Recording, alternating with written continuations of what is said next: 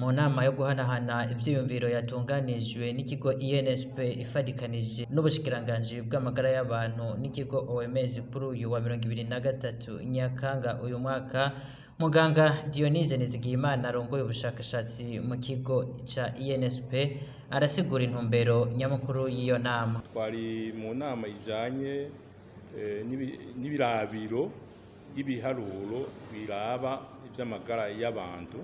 No munsi rero akaba arico gikorwa cari cadukoranije turi kumwe n'abo dusanzwe dukorana, cane novuga nk'abavuye muri OMS baje kudufasha kugira ngo dushobore kwerekana ukuntu iki kigo kizokora n'ukuntu cojaho kugira ngo gitangure gukora biboneka.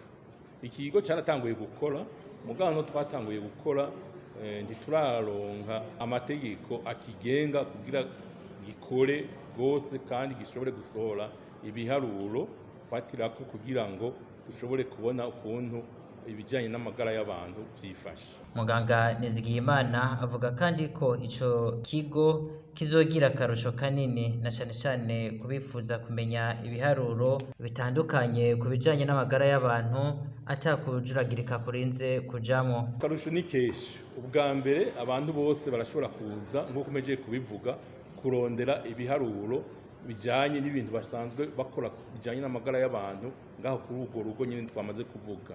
Bamaze kubironka barashobora kubikoresha kugira ngo bashobore guha intumbero nziza ibikorwa bijanye no kuraba ivy'amagara y'abantu bakoresheje ibiharuro bimeze neza. Kandi umuntu azosubira kujuragirika ngo agende kurondera ivyo biharuro hariya canke hariya, kuko ico kigo gikoranya ibiharuro bivuye henshi. Sivyo mu bushikiranganje bwacu gusa bw'amagara y'abantu, mugabo murazi ko ubushikiranganje bw'amagara y'abantu busanzwe bukorana n'ubundi bushikiranganje. Ivyo biharuro biva mu yandi ministere navyo nyine turashobora kuzobisangako kuri urwo rugo. Kandi tushirako ibiharuro vyamaze kwemezwa n'inzego zibishinzwe kugira ngo ntihagire umuntu ava akoresha ibiharuro bidatomoye, bitameze neza, bitamuha gufata decision imeze neza. Muganga Nizigiyimana agasaba ababijejwe gushiraho amategeko agenga ico kigo, gutyo ico kigo kibone gukora ku mugaragaro.